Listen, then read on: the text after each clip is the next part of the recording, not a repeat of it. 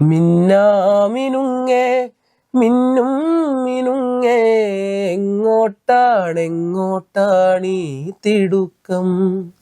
നീ തനിച്ചല്ലേ, പേടിയാവില്ലേ, കൂട്ടിന് ഞാനും വന്നോട്ടെ.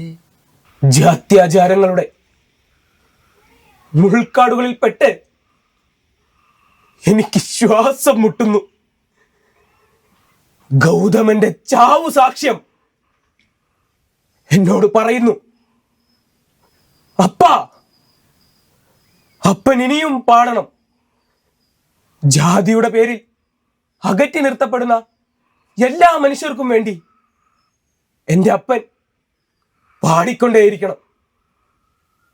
അതെ, ഞാൻ പാടിക്കൊണ്ടേയിരിക്കും.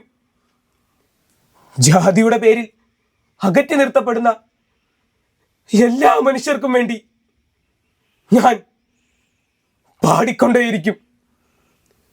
ആ കാണുന്ന വിളക്കുകാരിൽ എന്നെ തലകീഴായി കെട്ടിത്തൂക്കിയാലും ഞാൻ എൻ്റെ ജനതയെ ഒറ്റുകൊടുക്കില്ല.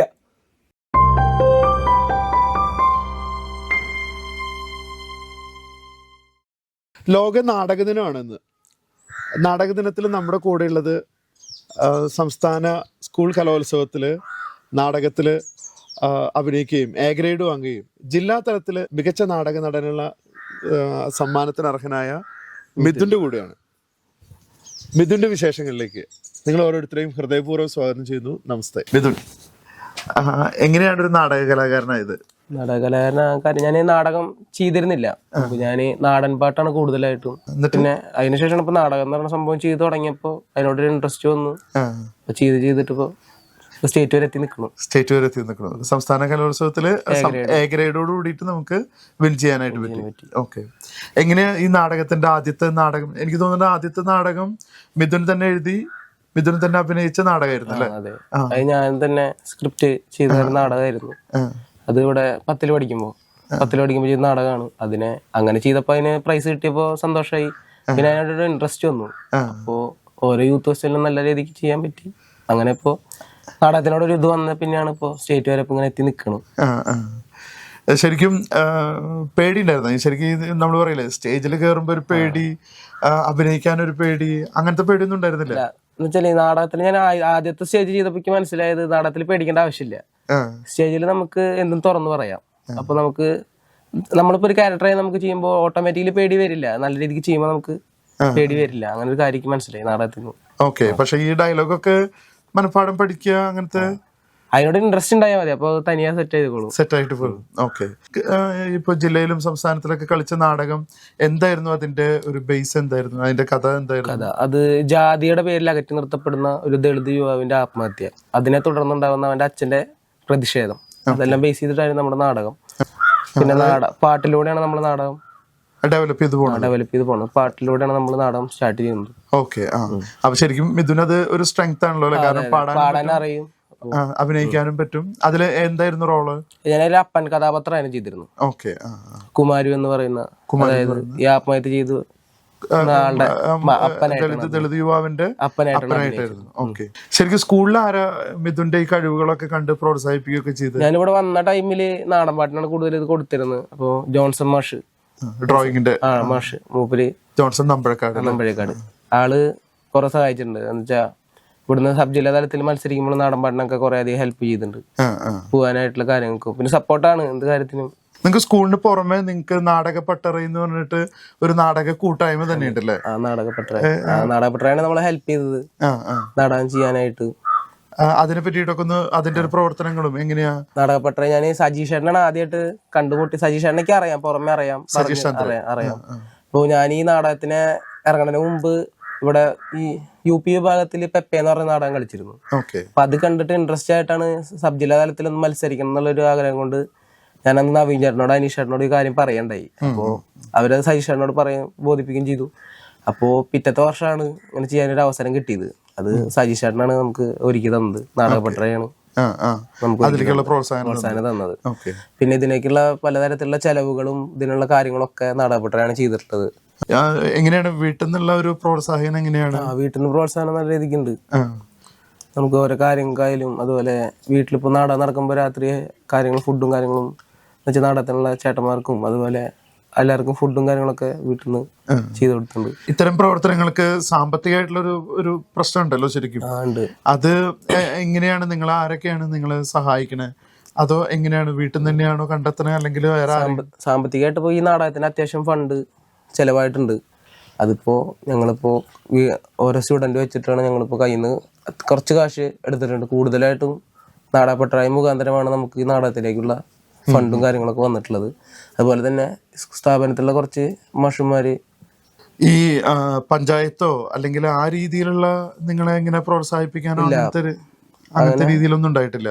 ഇല്ല, ഞാൻ അങ്ങനെ കാര്യമായിട്ട് അറിയില്ല. അതായത് പഞ്ചായത്തൊന്നും ഇപ്പൊ നിങ്ങള് ഇപ്പൊ കക്കാടുന്ന് വന്നു, ഞാനിങ്ങനെ കേട്ടിട്ടുണ്ട് നിങ്ങൾക്ക് റേഷൻ കാർഡ് പോലും നിങ്ങൾക്ക് റെഡി ആയിട്ടില്ല. ആ രീതിയിൽ പോലും നിങ്ങൾക്ക് അങ്ങനെ ഒരു സഹായം കിട്ടിയിട്ടില്ല എന്നൊക്കെ ഞാനിങ്ങനെ കേട്ടിട്ടുണ്ടായിരുന്നു. എന്താ അങ്ങനത്തെ ഒക്കെ കാര്യങ്ങള്? അത് റേഷൻ കാർഡ് എന്ന് വെച്ചാൽ ഞങ്ങളിവിടെ വന്ന് താമസിക്കണതാണ്. അപ്പോൾ അവിടുത്തെ അമ്മാമിക്ക് ഒന്നാമത് റേഷൻ കാർഡ് ഉണ്ട്. അപ്പോൾ അതിലിപ്പോൾ ഞങ്ങളുടെ പേര് ചേർക്കാൻ പറ്റില്ല, ഞങ്ങൾ വേറെ അഡ്രസ്സിലായതുകൊണ്ട് ചെയ്യാൻ പറ്റുന്നില്ല. അപ്പൊ കുറെ അതിൽ മുകളിൽ കുറെ നടന്നുണ്ട്. നടപടിയായിട്ടില്ല. ഇനി എന്താണ് പരിപാടികള്? ഇനി പരിപാടികൾ ഭാവി ഞാൻ +2 കഴിഞ്ഞിട്ട് ഡ്രാമ പഠിക്കണം എന്നാണ് ആഗ്രഹം. അതെ, അതിന്റെ കാര്യങ്ങൾ നോക്കണം.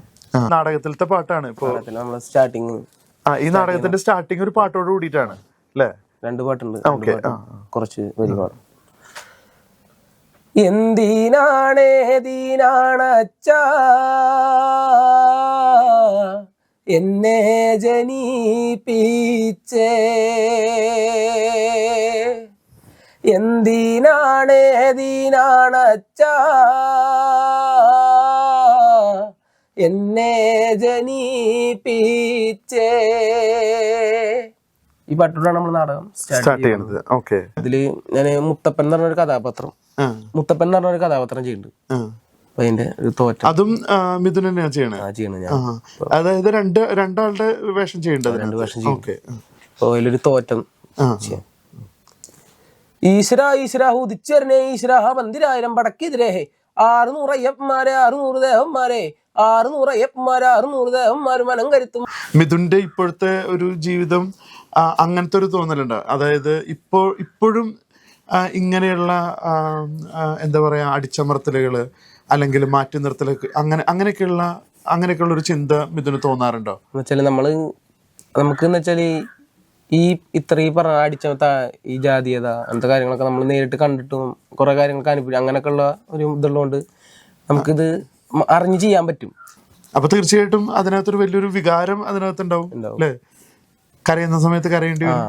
ഓട്ടോമാറ്റിക് നമ്മൾ അതിലേക്ക് ഇൻവോൾവ് ആവും അതേ ക്യാരക്ടറിലേക്ക്.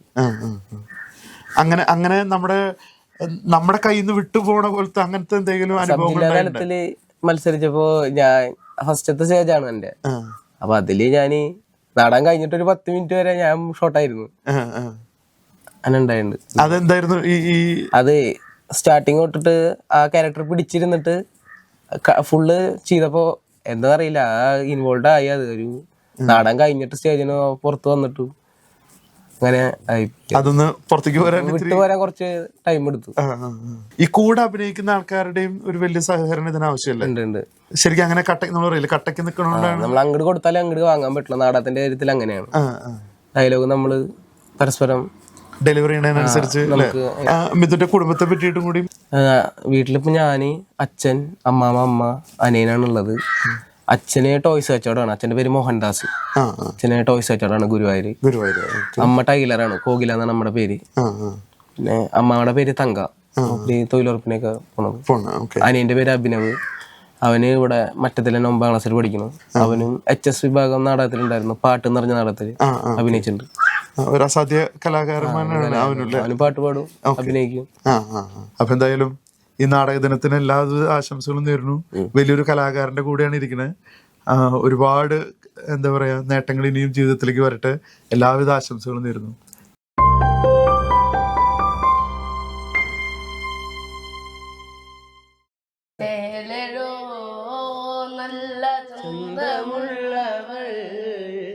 ഏതൊരേ നല്ലൊരച്ഛൻ പൊന്മകൾ ചേലഴോ നല്ല നല്ല ചന്തമുള്ളവൾ ഏതൊരേ നല്ലൊരച്ഛൻ പൊന്മകൾ